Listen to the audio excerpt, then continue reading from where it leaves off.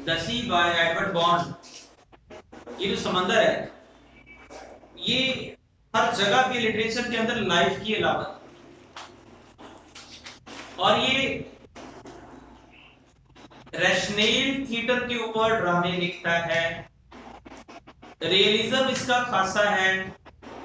Edward bond ने violence को depict किया, वायलेंस इसका थीम है। कॉमेडी कॉमिक एलिमेंट्स भी ऐड करता है उसके अंदर। वायलेंस भी इसका थीम है, फियर भी इसका थीम है, अग्रेशन भी थीम है। ये मॉडर्न दौर का प्ले राइट है, और मॉडर्न प्ले राइट के अंदर एलिनेशन भी बहुत है, स्कैपिज्म भी इसके अंदर है। द सी के अंदर वो जो इसका करेक्टर है मिस्टर एवन, वो स्कैपिज्म का शिकार है।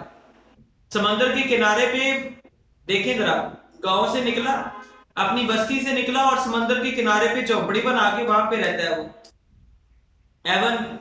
अपने गांव को छोड़ के और निकल जाना, कुछ बंदा जंगलों को चला जाता है, कुछ बंद को लोग जो है वो नहरों के किनारों पे जाके पड़ाव डाल लेते हैं। ये क्या है? ये एस्केपिज्म है, अलग थलग हो जाना, ये डिटैचमेंट है। ड्रामा शुरू होता है और दो दोस्त आ रहे हैं, अक्रॉस दी सी आ रहे हैं, समंदर पार आ रहे हैं, वहां से समंदर के थ्रू आ रहे हैं ना, वो आ रहे हैं अपने इस इलाके की तरफ, जहां पे ये जो पूरी सेटिंग है, बीच और क्लिफ और हाउस और हैच की शॉप की सारी सेटिंग है इसके अंदर। इसके अंदर एक रोमांटिक जो कैरेक्टर है, एक फीमेल है रोज, उसका फियांसे आ रहा है और साथ उसका फ्रेंड आ रहा है कॉलन। वो वापस आ रहे हैं समंदर पार, कई सालों से, 4-5 सालों से वो गए हुए थे और वहां से वापस आ रहे हैं वो।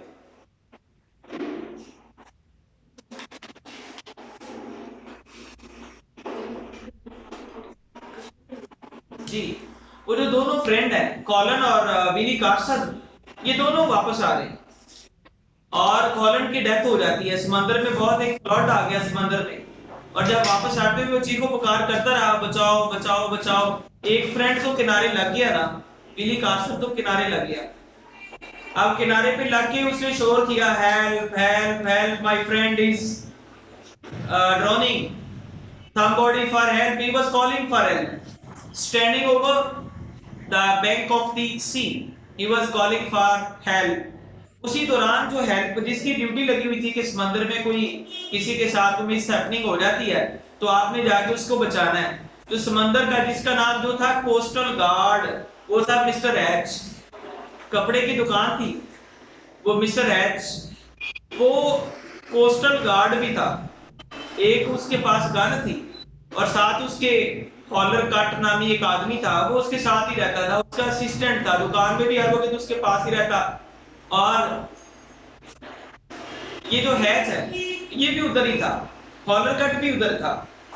रात का टाइम था और एक आदमी समंदर की दरिया, समंदर के किनारे पे खड़ा हेल्प हेल्प हेल्प कॉल कर रहा है, और हैच ने उसकी हेल्प नहीं की।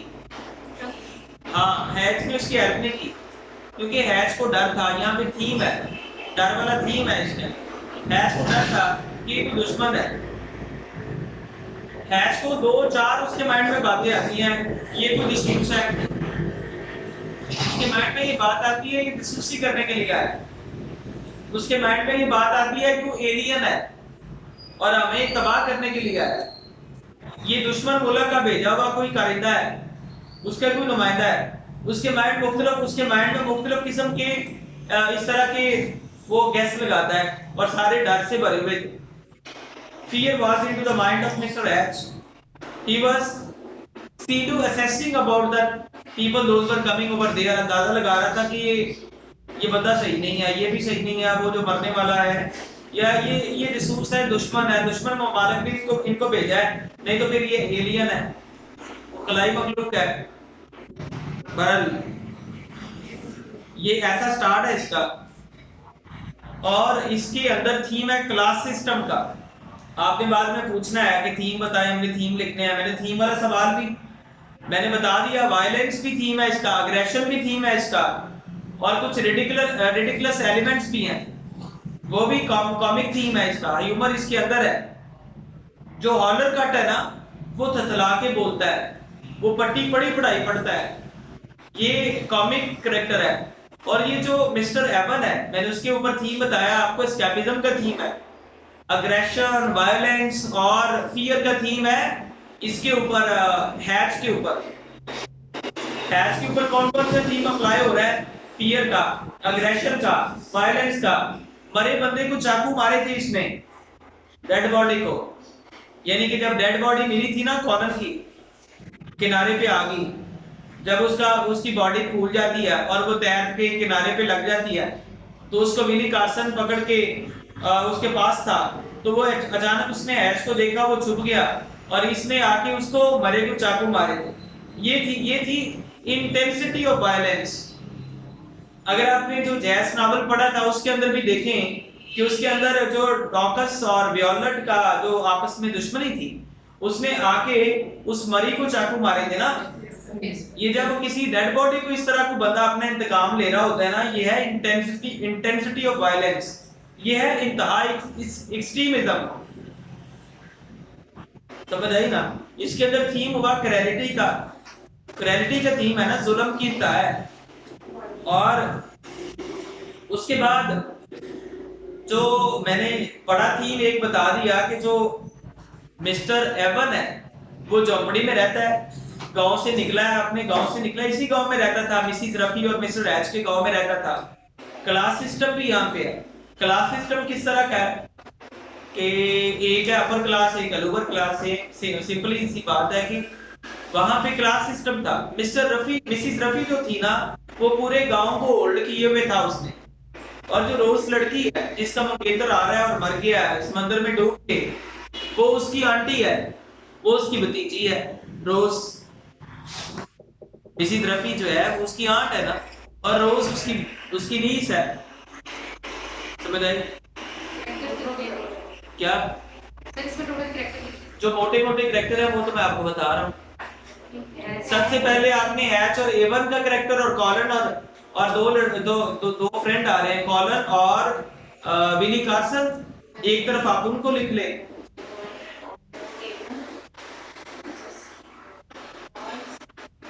एवंस और हैच लिख लिया ना, और दो अलग करके लिख लें, Willy Carson and Colin.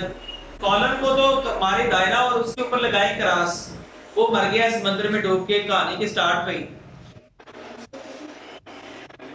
Colon के साथ कौन है? Carson. Willy and Colin, Willy Carson and Colin. अच्छा जी, कॉलन मर जाता है स्टार्ट पे ही, विली कार्सन किनारे पे बचाओ बचाओ बचाओ इस तरह की आवाजें निकाल रहा था। ये चार कैरेक्टर अलग कर दें, हो गए ना? अब वो जो दोनों आ रहे थे दोस्त, वो जो विली कार्सन था वो फियांसे था रोज का, और रोज की आंटी है मिसिस रफी। आप ऐसा करें, रोज और मिसिस रफी का नाम भी लिख लें एक लाइन में। 6 कैरेक्टर हो गए। अब जो मिस्टर हैच है उसके साथ ही एक लाइन लगा के ना, उसके साथ उसका जो असिस्टेंट जुड़ा हुआ है हॉलर कट, जो थतला के बोलता है हॉलर कट, HOLLARCUT कट, हॉलर कट। ये गार्ड है, ये मैं आपको बताता हूँ। एक तो ये असिस्टेंट है मिस्टर एच का, और दूसरे नंबर पे मिसिस रफी के घर में ये गार्डनिंग करता है, ये गार्डनर है, उसके घर में गार्डनिंग करता है। ये सारे मिसिस रफी के मुलाजम हैं। सुने जरा, मिसिस रफी जो है ना, ये सब की पूरे गांव की मालकन है।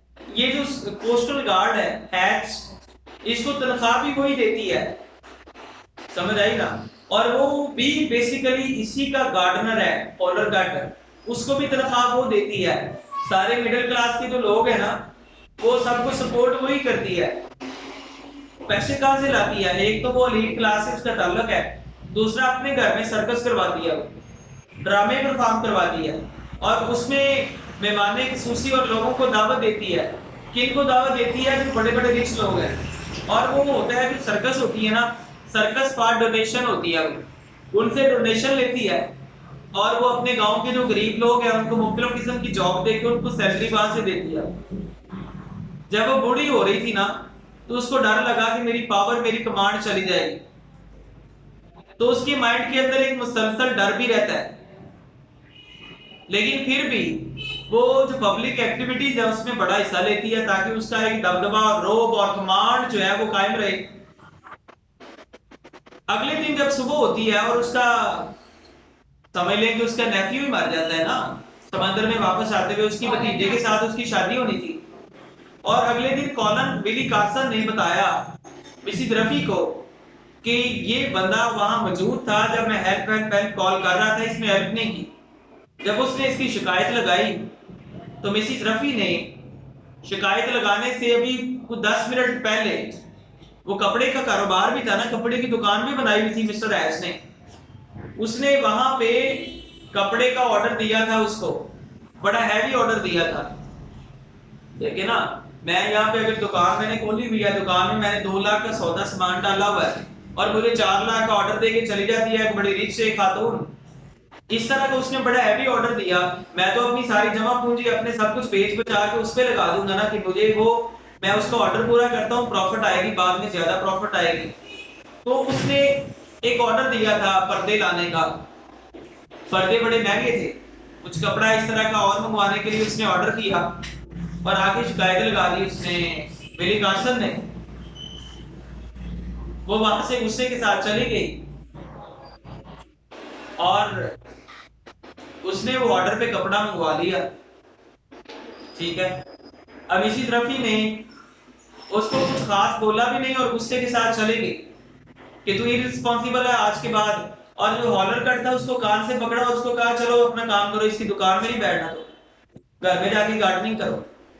उसको वहां से उठवा दिया और जो ऑर्डर उसने मंगवाया इतने पैसे लगा के, दोबारा उसका वहां पे आना हुआ तो उसने कहा मैडम आपका ऑर्डर तैयार है। कहती है बाढ़ में गया तुम्हारा ऑर्डर, तुझे कोई ऑर्डर नहीं लेना तुमसे। कहा मैडम अब तो लेना ही पड़ेगा आपको, मैंने इतने पैसे लगाए, मेरा तो पूरा करियर फ्यूचर ही है, मेरी जिंदगी ही है, दादा आपको ये ऑर्डर लेना ही पड़ेगा। कहती है ऑर्डर तो मैं नहीं लूंगी तुमसे। कहता है मैडम आपको ऑर्डर लेना ही पड़ेगा। उसने उसके सामने कपड़े ऐसे काट दिए, कैंची के साथ काट दिए, इतना इतना पीस उसको चाहिए था। अब कटा हुआ कपड़ा तो वापस भी नहीं हो सकता, तो उसने कहा मैडम ये आपको लेना ही पड़ेगा। मैडम कहती है नो मैंने नहीं लेना। वो वहां से जाने लगी तो उसने कैंची के साथ उस पे हमला कर दिया।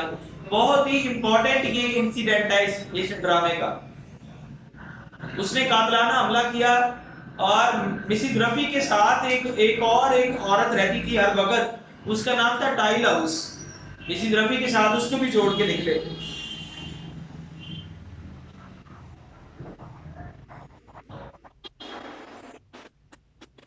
वो जो टाइल हाउस थी उसको अंदाजा हो जाता था कि अगला बंदा बहुत रिएक्शन में है, गुस्से में कुछ भी कर सकता है, चाहे ये मालकन है चाहे वो नौकर ही क्यों नहीं है। बहरहाल किसी तरीके से उसने खींच के इसको पीछे किया और वहां से ये जल्दी जल्दी वापस को आ गया।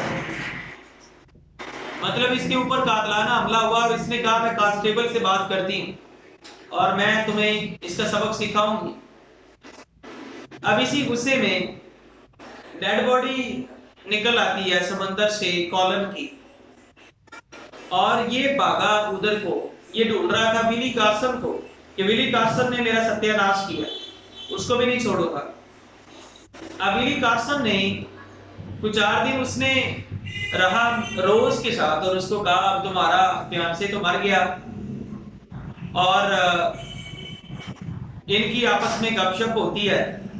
पहले पहले तो वो सोग मना रही थी अपने फियांसे का, लेकिन उसके बाद इनकी आपस में इंटीमेसी हो जाती है और लव इधर को कन्वर्ट हो जाता है इनका आपस में, और उसकी डेड बॉडी निकल आती है। इसी दौरान वो अपने फ्रेंड की डेड बॉडी के पास गया था, तो ये ढूंढता ढूंढता विली कार्सन को ऐश उधर आ गया समंदर के किनारे पे, और इसको लगा, इतना पागल हो गया था ऐश अपने गुस्से में, वो उसको आते देख के छुप गया।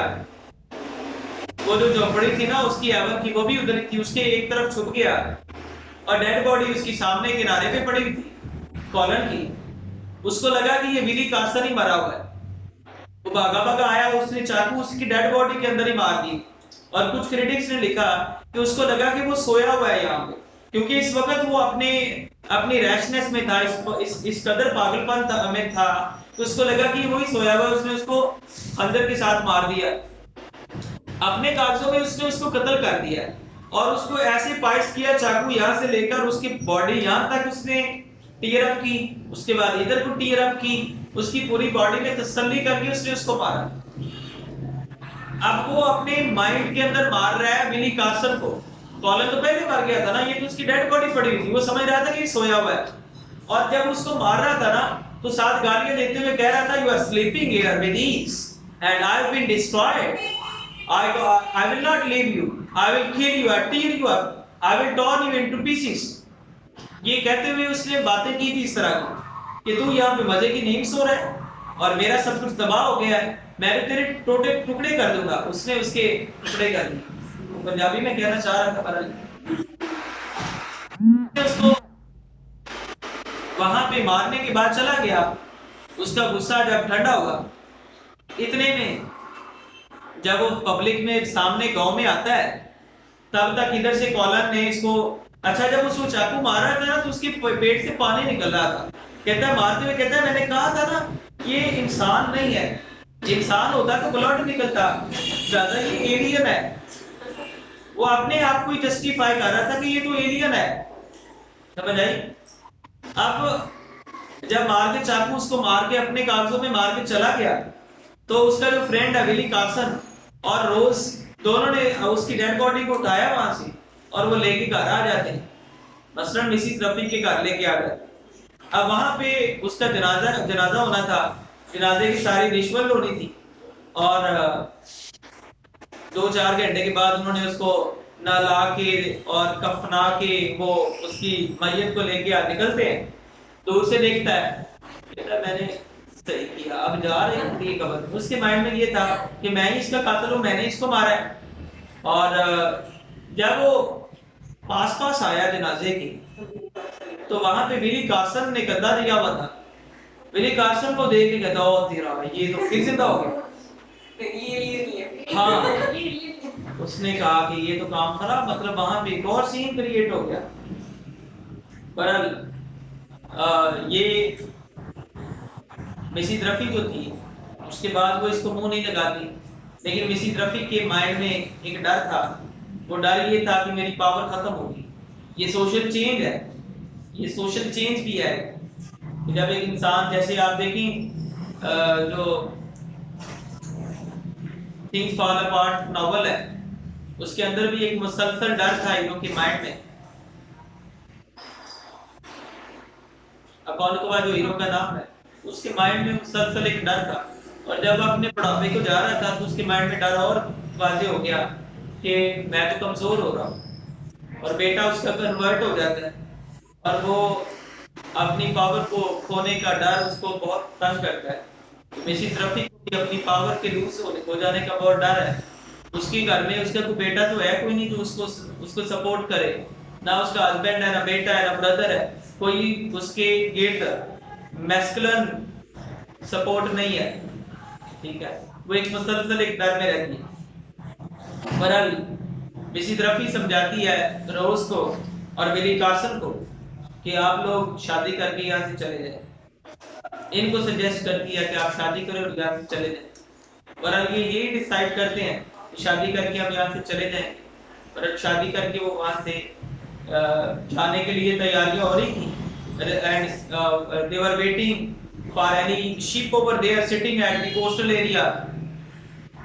This is the end of the story. Curtain rises.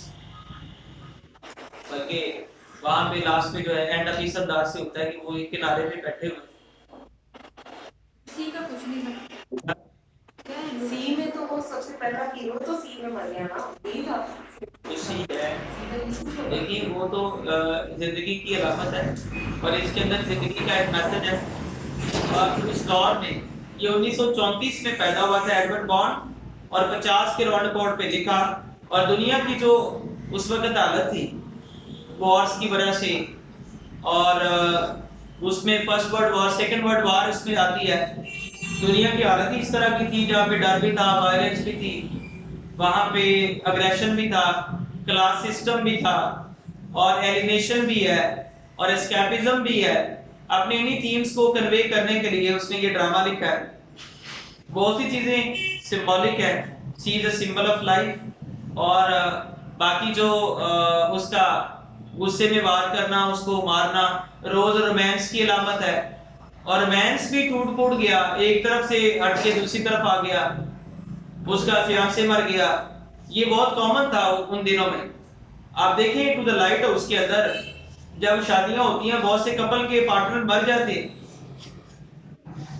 तो ये बिफोर मैरिज कोई कुछ बात के पार्टनर मर जाते, बाद के आफ्टर मैरिज मर जाते, ये भी इसके अंदर थीम है। और फिर जो फियर है उसको इधर उधर भी ले जाए, हर कैरेक्टर फियर का शिकार है। मिसेस रफी फियर का शिकार है, मिस्टर एच फियर का शिकार है। मतलब मिस्टर एच को ये है कि मेरा सब कुछ तबाह हो गया, मेरी नौकरी चलेगी, मुझे तो 4 पैसे तनख्वाह देती है वो भी नहीं मिलेगी, वो भी फाइनेंशियल प्रेशर के अंदर है। समझ आई ना?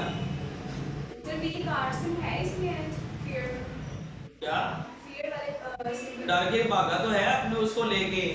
बाद ने तो कहा कि बिली कार्सन ने जानबूझ के मारा है कॉलन को ताकि वो रोज को हासिल कर सके, लेकिन वो एक क्रिटिक का एक इंटरप्रिटेशन ही है, यहाँ पे कोई मेंशन नहीं है, वो एक इंटरप्रिटेशन ही है बस। वो बातें किया करता था कॉलन इसके साथ, बिली कार्सन के साथ, कि मेरी फियांसी बड़ी खूबसूरत है, मैंने अब जाना है, मैंने शादी करनी है उसके साथ, ये देखो उसकी तस्वीर। तो अंदर ही अंदर कुछ क्रिटिक्स ने लिखा कि इसकी नीयत खराब हो गई थी, और जब समंदर में आ रहे थे तो ये खुद तो निकल गया, अगर इसको तैरना आता था निकल गया था तो बाकियों को क्यों बुला रहा था, खुद ही बचाता उसको।